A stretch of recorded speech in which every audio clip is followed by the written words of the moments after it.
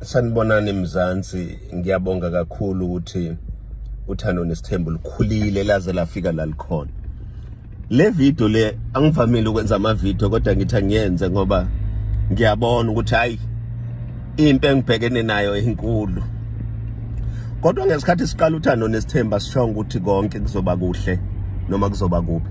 Sathi naku thina sizoninikeza isithembu bese niya decide nina ukuthi niyasifuna isithembu noma nisifuna. But into eyenza ngenze le video ukukhuluma ngoMakhumalo. I have never said uMakhumalo lento enishoyo ngaye. Ngithena mina lento ayiphumele ekhaya imhlulela ukuthi ayenzela kaMseleko. Ungeseka lokho. Because nginomuzo omkhulu.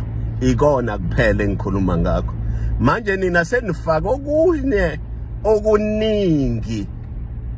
Yazi mina noMakhumalo we are right kakhulu and angikwazi ukufaka abanye abantu mangikhuluma ngaye because labo bantu kuyoba sengathi bakhulu kunoMakhumalo. So that will be unfortunate.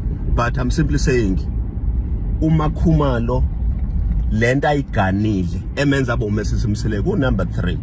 Meaning kusho ukuthi lento ayiganile fanele ayeseke iyona kuphela engikhuluma ngayo.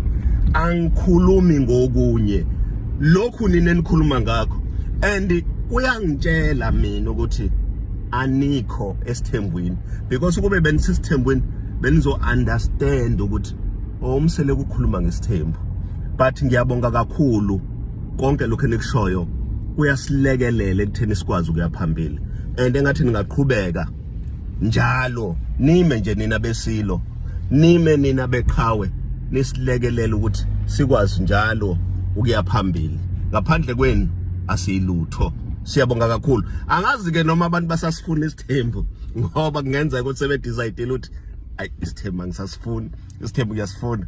Hayi ayibanga bande khona.